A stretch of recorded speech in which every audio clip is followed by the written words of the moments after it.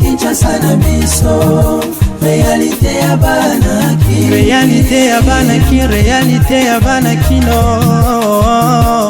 Président Félix Antoine Tshisekedi Tshilombo toujours azali na ba Émirats Arabes esika wapi azali koluka ba solution pona komema ba investisseurs ya minene awa na mboka na biso pe makambo etambola kitoko. Côté ya ba députés nationaux ya Union Sacrée de la Nation bakutanaki en réunion spéciale mokolo lobi lundi 11 octobre 2021 pona kosula makambo oyo etali ram. Quelques enseignants bazali déjà na grève depuis rentrée scolaire oyo esalemaki lundi 4 octobre 2021 kutu quelques parents misusu pe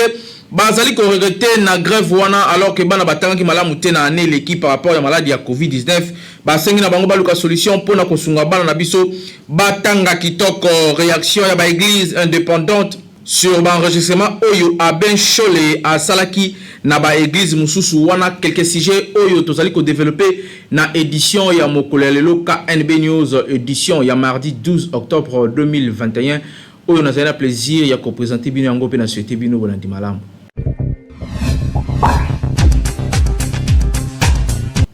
Tofongola édition ya mokolo lelo na koyebisa na bino ete ba résultat ya examen d'état édition 2020-2021 et bimi déjà mokolo lelo ezali bongo pour la province ya Kinshasa et single ba ke résultat yango ezali na nous partiel po ete babimisi kaka district ndeti ya Changu na ya Momba balobi ezali ko kende malembe to kanisa ti lobby bako boka pona deux districts oyo etikali tokozongela bino yango avec ba force d'état na édition ya mokolo ya lobby et single ba peli susute grâce ya ministre Augustin Kibasa Maliba loi oyo eumelaki tango molai pe ezalaka bloqué loi yango ya ba télécom et outi ko zala publier na journal officiel toujours kaka na makasi pe bokasité ya ministre Augustin Kibasa Maliba ministre ya PTNTIC ezalaki promulgué depuis le 25 novembre 2020 loi oyo ezali ko réglementer ba télécom pe ba TIC na kati ya République démocratique du Congo. Bongo parmi ba innovation oyo esalemi ezali bongo SCPT ezali sende na deux grandes entreprises ya l'état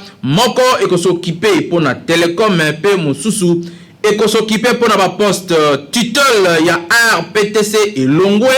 na présidence de la République pe ekomi bongo na ministère ya PTNTIC wana nyonso esalemi na bokasi ya 10e match ya gouvernement ya ba warrior mwana mboka Augustin Kibasa Maliba oyo azali toujours ko continuer ko sala musala kitoko pour na ko servir population congolaise pe ko servir ba congolais nyonso esika nyonso bazwami. Toujours dans ce jour na ye oyo azali ko legisa kuna na ba Émirats Arabes Unis président Félix Antoine Tshisekedi Tshilombo lelo ayambaki ba homme d'affaires arabe pour na ko solola na bango pe lisusu a profitaki kaka na ce jour na ye ko visiter mosquée ya Abu Dhabi bolanda reportage oyo ya Naomi Pila. Toujours na séjour na Émirats Arabes, président de la République démocratique du Congo, Félix Antoine Tshisekedi Tshilombo, ayambaki directeur général ya chambre de commerce ya Abu Dhabi. Elongo na délégation monene ya investisseur Emirati Obayaki pona koso na président de la République démocratique du Congo bayamba maki bongo en audience na Émirat Palace Hotel. Bango basola ki mwa mingi na président ya RDC tango basil saki masola bango batali saki que bazali déterminé à ko booster économie congolaise pe na ba dimension na yango nyonso pe balakaki ko examiner na mozindo nyonso ba opportunité oyo bakoki kokuta pe lisusu o ba présenter bango na République démocratique du Congo mboka oyo tonda nkita. Nous avons eu le privilège d'être toujours le privilège ya koyambama na président ya République démocratique du Congo. Toujours occasion ya kosolola na ye sur ba opportunité d'affaires na kati ya RDC. Masolo yango et convaincre biso na ko motiver ba investisseurs ba ya ko investir na RDC oyo ezana ba potentialité ya makasi. Pe tozali ouvert sur ba proposition ya ko investir na ba divers secteurs ya RDC. Ouvert face aux divers secteurs d'activité dans lesquels nous allons investir. Sima Masolo yango cortège présidentiel ya président Félix Tshisekedi et ses dirigeants qui n'a misé d'abou du livre a dit wapi président ya RDC na délégation oyo accompagna qui est bazwa ki opportunité ya ko visiter immense construction oyo pe ba merveille oyo ezali awa na misé oyo ezala inauguré na mars 2007 pe yango ezali fruit ya coopération franco-imirati etongama kitoko na ba merveille ya ndenge na ndenge. Président de la République démocratique du Congo elongo na délégation et accompagnant qui est bazalaki bongo guidé na responsable ya mizepe chef de l'état congolais a sepelaki makasi na ba œuvre oyo akutaki awa surtout mingi rencontre ya ba culture na boye azwaki occasion ya kokoma na livre d'or ya misé oyo koloba ke humanité ezali kaka rencontre ya ba culture pe visite yango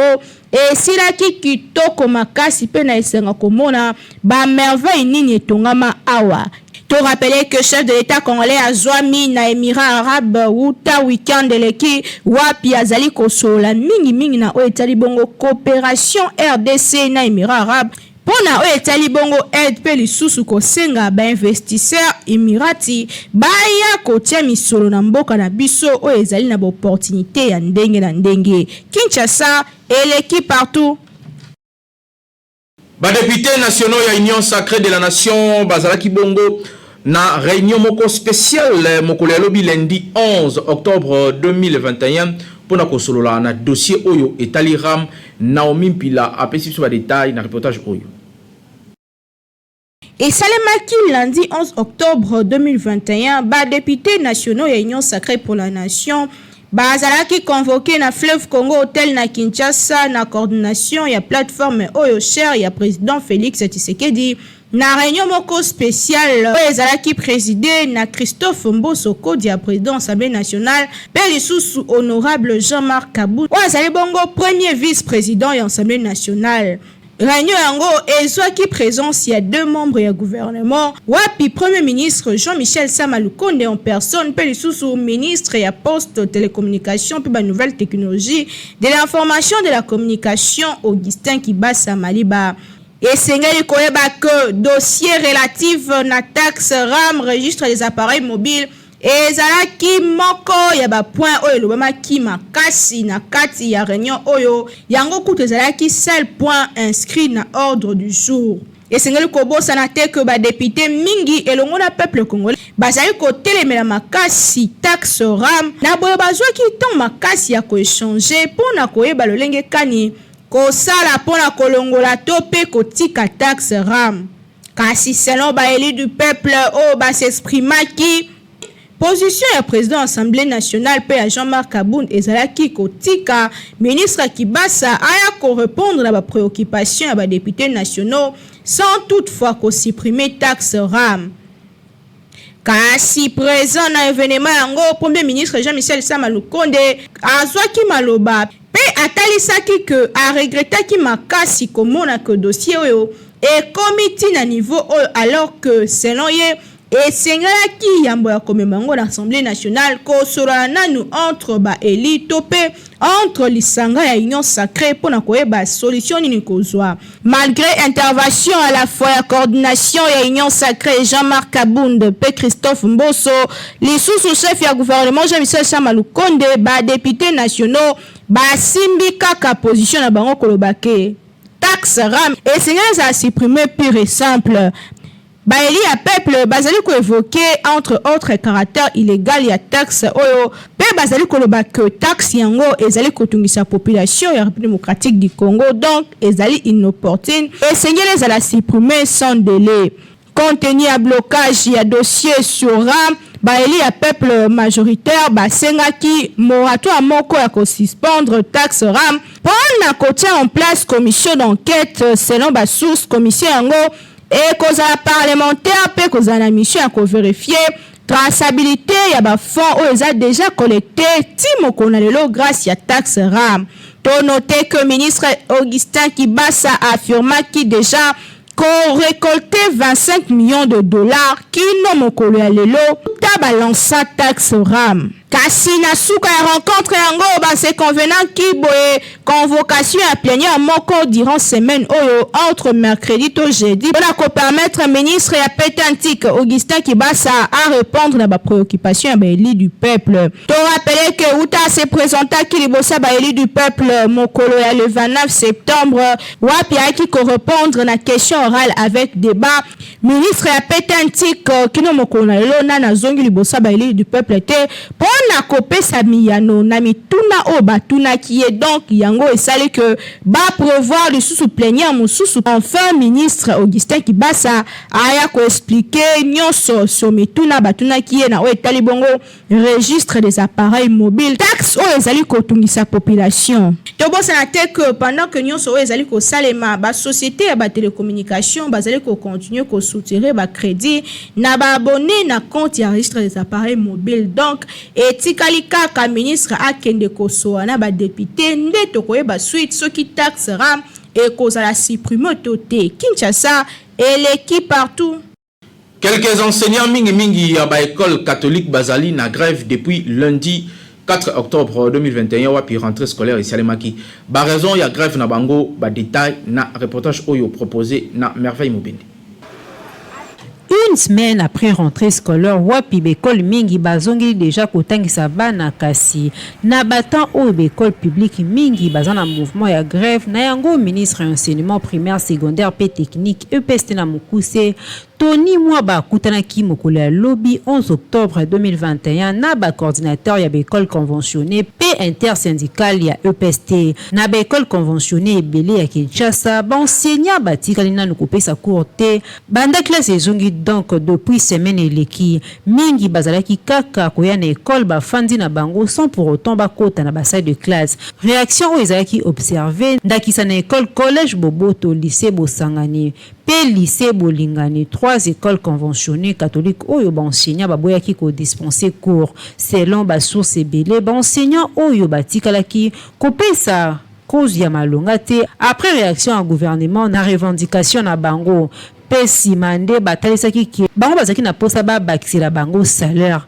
Après discussion ya liboso na syndicat gouvernement abakisaki mosolo ya 20 000 francs congolais ou ezali $10 en dollars par enseignant na ba milieux ruraux. Pourtant, ba syndicaliste bango bazali ko exiger un minimum ya 100 000 francs congolais ou ezali na motu ya $50. Situation oyo nde eza à la base ya mouvement ya grève oyo bazo sala sikoyo. Ministre enseignement primaire, secondaire et technique Tony Mwaba ye azali kozi la rentrée scolaire effective pe apaisée après avoir constaté mouvement ya grève oyo. Alansaki mise en garde na enseignant pe na enseignant graviste mosusu sans cause la ye alekaki mbala moko na acte. Ba inspecteur babandi déjà ko tambola na école pour na kota la présence effective ya ba enseignant. Sanction à liboso ya désactivation ya ba salaire ya ba enseignant et ezalaki déjà annoncé pour na secrétariat général ya EPST. Ba enseignant mosusu bazo risquer bazala remplacer na ba oyo bazana nous inscrite na liste ya paye.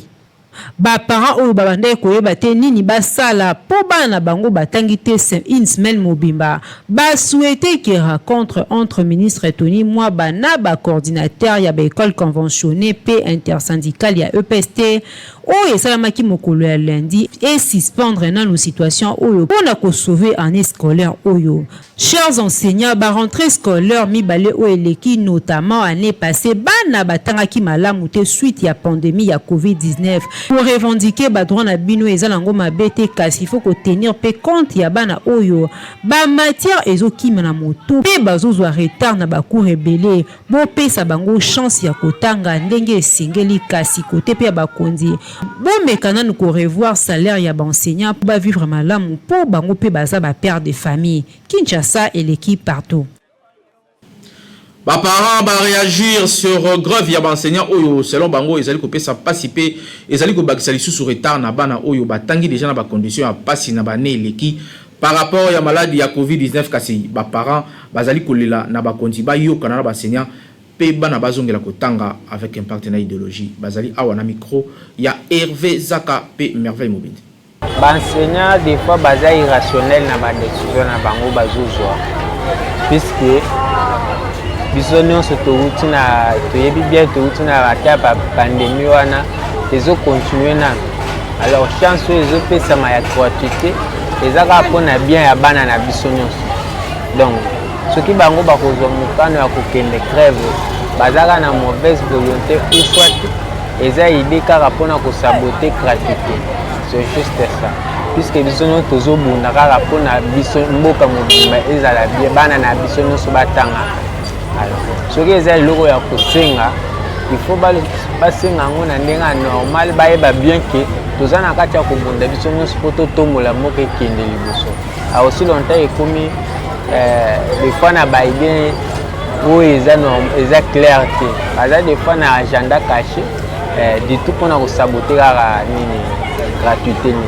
eza malamu te mpo ekozongisa biso nsima lisusu makasi bana bakotanga lisusu bien te seke biso moko tozodétruire bana na biso. Grève wana bazozala yango par rapport à quoi? Kalakala wana tozali na bagouvernement mosusu eleka kala ba 1900 na bagouvernement eleka tomonaki grève ya malonga oyo bango bakoka kosala mpona convaincre biso bato ke oyo bazosala badéclare eloko moko boye te. Mpo na ngai makambo nyonso ezobima kaka mpona combattre gratuité d'enseignement eloko eza wana yango wana baza na eloko moko ya malonga oyo bakolakisa biso na moment oyo ke toza na démocratie ke yo bino bozosala bozoluka bomatisa eloko moko boye bopesa biso leson moko boye te bazocombattre nde gratuité enseignement kaka esili. Ministre aza capable ya kosuspendre bango bakende bavanda na bango baremplacer bango na bato mosusu. Mpo na ngai soki baza en tant que ngai naza parent naza na bana ou soit naza enseignant nakolinga te bana bavanda na ndako susu pour que lobi bakoma ou soit baillettré ou soit bakoma irresponsable quelque part parce que tozwaki responsabilité te mpona bana na bango bana na biso. Donc mpo na ngai raison ya kokende grève eza nango bien te bazonga mais basi gouvernement assuré bango ke tokopesa bango mbongo na bango oyo baosenga wana seki ezali likambo ya augmentation salaire gouvernement azwa responsabilité na ye biso baparent susu responsabilité eza tofuta frais na biso tosala nyonso tu pour ke bana na biso batanga na olinga te mwana nga vanda 2 mois 3 mois na ndako mpo na enseignant aza na problème na gouvernement non nga nafutaka mbongo na ngai soki gouvernement azwa charge ya responsabilité na ye te ngai kuna en tout cas naza na eloko ya koloba te. Décision wana eza mabe makasi c'est très dangereux badécision wana eza mabe mpo na nini touti koleka na moment moko ya covid awa bana batangi na pasi bakati classe avant bamosusu bakoti na retard sikoyo tokomi moment moko covid wana esili ete etekali biso mwa temps obanda lisusu kosala bamakambo wana ce n'est pas bien. Catholique mosala na ye eza ya kobundisa ye nde moto azobundisa gratuité gouvernement andimi na ye bapesi ye bafond banini mpo bafuta baenseignant mais catholique mosala na ye na bato na ye bango nde babundisa gratuité faut tolobela yango clair faut être clair bango nde babundisa quelque partie ndambo na bango wana ministre asali bien ndeko ya kosuspendre bango asali bango bien baoyo batikali baenseignant baekole privé na baekole mosusu wana na à part catholique toza na bareligion mosusu oyo bana bazotanga kimbango na banini wana bele bana bazotanga bango batangisa gouvernement akofuta bango batangisa bana biso tokende liboso. Réaction ezali ko continue ko ya cette fois-ci ezali bongo réaction ya ba église indépendante sur l'enregistrement oyo a ben cholé à sala qui na ba confession religieuse par rapport ya ba réunion bazai ko sala pona kuluka ko bimisa président Seni Bolanda a benga na bureau na ye na kei alors secrétaire général il y a 5 ans on le respecte à ce titre mais c'est monsieur l'abbé mais la kei pas na quoi pasteur azana sena yo oui mais donc azana secrétaire technique ba technicien autant que ça bon to pesa na respect a benga na bureau na kei alors bina ngai awa promets bakandisa liao monseigneur assurez-moi que yoko foté kadimate wana chole ce qui a bien enregistré ngai a mis ça enregistrement il y a solo nyonso akatate monseigneur singa na bengi o voté kadimate oh na dikamoni te to kana faut appuyer biso on va voter kadimate pour la sali nini kadimate nini pour toujours voter pour les autres na pas menino na ko protéger yo na ko pesa o MONUSCO ko pesa na MONUSCO wana shola bien o pesa MONUSCO na ko pesa o MONUSCO protéger yo na pas menino Ce que on a vu menace. Na dika moko songolo ah ko ba menace ngawa. Nga batumanga ndako. Na bapele batumanga ndako na boke na ko vérifier. Na kauka. Batumanga ndako na kauka. Avenue Rivière numéro 2. Allez vérifier. Na perdra nyonso. Na fait le côté. La biche batumanga ndako. Batumanga ndako na so problème lelo. Yo mutasele le côté karaboye okosaka makambo na te non yo boye kozala martyr kufa martyr zabi ngai la swa engagement kufa martyr wana zolo bazo seka momke ngana kufa martyr pour aller po ngala swa engagement kufa martyr te nazala mwasi na bana yo zala mwasi na bana te chose pour olingi bo ipsanga oboyi na voter kalima pour nani on va en parler ngabe fana enregistré ils espionnage obenga la bureau na yo au monter scénario, au tourner la question, au spionner, c'est-à-dire pourquoi tu fais ça? Il a intérêt, il sait pourquoi. C'est-à-dire, Soka Bibisi enregistrement, Mobimba, Makambo, Lobby, ça. Il court pour quelqu'un, Aébi. Azo roulé pour Nanani. Aébi. Mais là, si Yoyebi, allez, ma foutre. Non, éviter. Parce que, papa, mon candidat est lobby. Mon candidat est lobby. Charte est lobby, article 17. Oh yo. Et ben, il est l'autre. Tant que tu prends mal. Bango so boyaka mais majorité les cas qui malmal les cas to bona kinanga ndenge moko boyaki bango zakana kandidate ah ben ndenge moko batika mwana bato asala musala mwana bato nani oh bango bazotanga wana batika asala musala très bien donc papa qu'on laisse le monsieur 21 personnes bazali enlevées na ba rebelle bazali bongo na Fizi na village Monguli pour la reportage 21 personnes na kati na bango bana bazali 7 pe mikolo bazali 14 bazalaki enlevé mokolo ya lobi lundi 11 octobre na ba présumé milicien mai alors que bazalaki kosala musala na bango ya bilanga na ba vallée ya Alese Alioka pe bazalaki bongo na colline ya Lolimba na territoire ya Fizi ndenge batalisi mokolo ya lolo na presse locale. Ba otage oyo bazali bango nyonso ba habitat ya village Monguli oyo ezali situé à 2 km ya Mboko chef-lieu ya secteur ya Tanganyika. Selon président de la société civile ya secteur ya Tanganyika oyo ezali ko confirmer pe information yango alobi incident oyo se déroulaki na Tongo. Parmi 21 personnes wana ezali na bana 7 pe mikolo bazali 14 oyo babanda ko sala ba activité na bango ya bilanga. Bazalaki surprise na ba hors la loi oyo ba memi bango na kati ya zamba ya Majaga.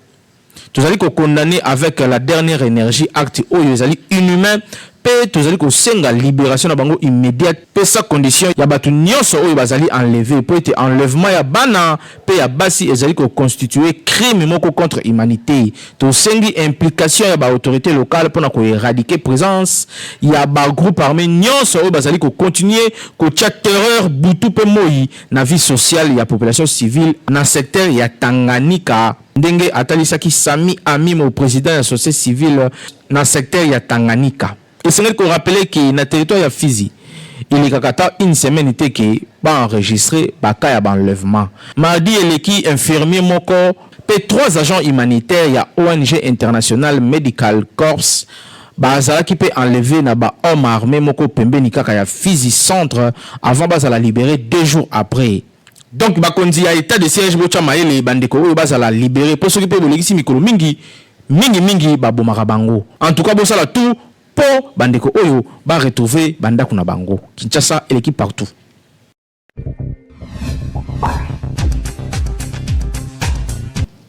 Kaye yao toujours pe stylo Simba ezali ko sala masolo kitoko pour na rentrer oyo sombela bana na yo oyo nanu osombité poete ezali ba produit ya Beltesco pe ezali na qualité très supérieur. Toujours na souci ya kosunga mboka pe kosunga population congolaise kaka ndenge boyebeli société oyo monene na République démocratique du Congo Beltesco toujours pembeni ya population na ko accompagner bango na nyonso lelo lisusu ayeli bino ba kaye yao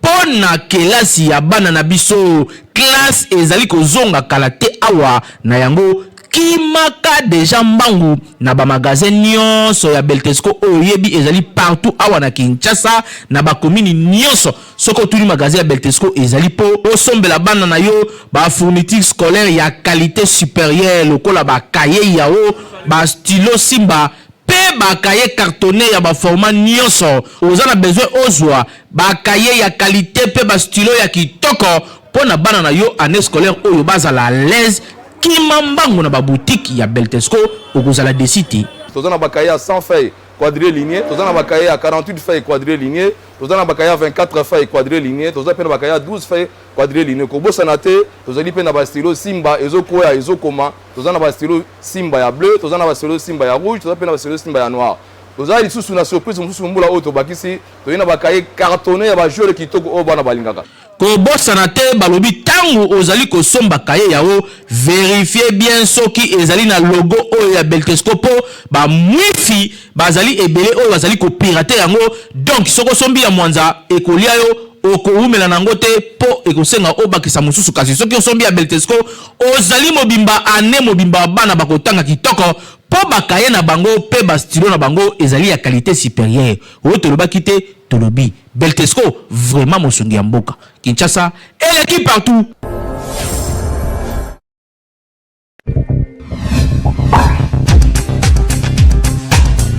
Pona nini na Kinshasa ba Congolais mingi balingaka ko sala déménagement kaka na butu ba réponse na reportage oyo signé Peggy Ilunga pe Merveille Mobende.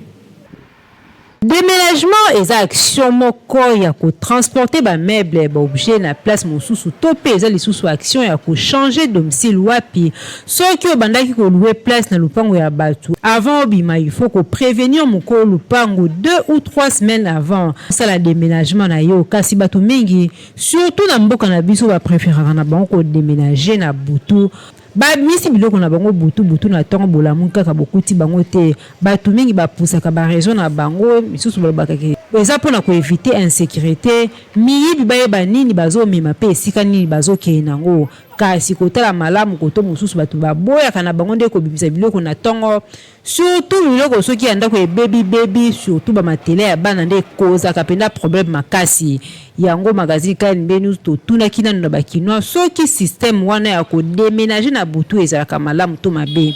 ezalaka penza pona éponge toboka te obe éponge baby ubete ezalaka po bato moni mingi tokomoki mande bamiyibi po komi soki okoti na ndako ya sika oye na avenue moko ya sika so okotisa biloko na boyi bango deja bakomona babiloko oye nango ntango na butu bayesu baye koyiba yo yango wana tokotisaka biloko na butu oui bakartier eza ebele na Kisasa ekoma partout bakomota babien oyo oza nango motema mabe mpe ekoteli bato yango omoni bato mingi balingaka akotisa biloko na ye na butu azane à l'aise mpo na quartier bamona te bon eza nango eza bakartier ebele moyen natanga bakartier me ezaka partout na Kisasa soki oza te na place bamono kaka nango yebake na butu opération ezoya mpo bayiba bon kodéménager na butu eza malamu te mais par rapport ndenge mboka ndenge koma okendele faut kodéménager na butu po tokoma kobanga mosu oza na biloko na valeur na ndako biloko na bien obima na moi boye bazolandela yo bakuluna oke place okei boye bacriminel bakoteli yo bazwika biloko no mais na butu oza na sécurité na okotika biloko na voiture osali nini ekei yango wana selon ngai yango wana esalaka ke moto abima na butu selon nga mpo na insécurité mpo nde bakuluna bakoma bino mobodi mboka ndenge ekoma yango wana bamisusu mpe omona obimisa na butu bongo otalaka biloko naza nango eza propre te baponche eza ya bien te bakiti eza ya bien te basani eza donc eza propre te yango moni babimisa na butu bongo bamisusu bazaka na baniongo oyoka mokolo mpanga yebima mbala moko alobi neka abonga ele akopesa mokongo ya sani ya kimi kobima na butu to biloko na eza ya mabe to nini te eza raison wana peut-être te kobima na butu wana tobima yango par rapport ya bainsécurité omona bamboka yango nde tokoma moto yo osomba eloko na yo moto so olinga elobuli mosu mpe osombi kasi ko ovandaka wana obimi te me osomba eloko na yo banoko balingeli obuli baye na soir pipa babaki bao bakei nango ko milie ozokende oyebi nanu bato wana te ozokende kuna pour adapter milieu wana. Alors il faut oza protéger babilo notango ekota motu mususu mwa mona ngo ezate. C'est pour cela nous mona eza batu mpe mususu agoya mamupaya mais aboyo kotsa mupaya na kata ndako ya mbi libanda basuki libanda basololi soki aza table na bisi libanda bavandi basololi esili akei pona ko sécuriser na ndako na ye. Donc ils ont na sens wana otomona pe batu mususu azani na biloko na ye butu aloe mutuka na ye moi aki akoti biloko na ye. Ça dépend. Mais pour la biso batu mususu otobulela bato babulela biso effectivement na wolonga na butu. Mais neti nga esika nazali na longwa na nga pona ko mesika nazali lelo na longwa na nga na moya na longwa na nga na moyi natalaki par rapport ya sécurité ya porte nga na nango. Mutu mususu otala pe sécurité ya porte na ye oya za nango. Amoni kia ke non so ibato ba moni ngayo na mwa TV na ngapo elo aliboso na moyiba ya oyiba na TV atiki bilo mususu me ya eka po ayiboka TV utasko ba ide wana alors tant oza mwa TV na osomba ya na kokoso po batela ngo il faut même on a pipa dem sukutu oyebi faso ya msu ba mère kanyo be akata liputa ko déménager na tongo to pe na pokwa eza nango problème te kasi il faut ko prévenir mko lupango avant ça la déménagement na yo pe lisusu il faut ko régulariser ba problème nyonso za nango na quartier ndaki so za ba nyungwa bato za ba makelemba sili sa ba nyungwa na nyonso de peur que au salut réputation na yo te po bato mususu ba interpréter ka basango bato mabe oza na nyungune kaka ya 2000 francs kasi azo tambwisa kombo na lo la odefa $100 donc faut ko éviter nyonso wana Kinshasa et l'équipe partout. Conserver bino nde devoir na biso bozaki ebele ya kolanda édition ya mokolelo KNB News édition ya mardi 12 octobre oyo ngai nazaki na plaisir ya ko présenter bino yango. Merci pour la fidélité puis confiance oyo bozole mbate ko pesa na rédaction ya ba warrior édition ekomomaki na merveille mobende seconde na Naomi Pila caméra oyo Hervé Zaka double pour mo pandi boye Peggy Ilunga papa social P na régie ezalaki bongo papa Timothée Kaimbe toujours na coordination ya Grand Lion ya communication Jimmy Mukendi Chimanga tukutel mokola lobi Magazine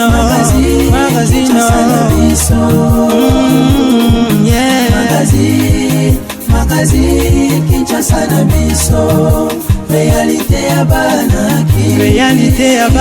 réalité ya bana kino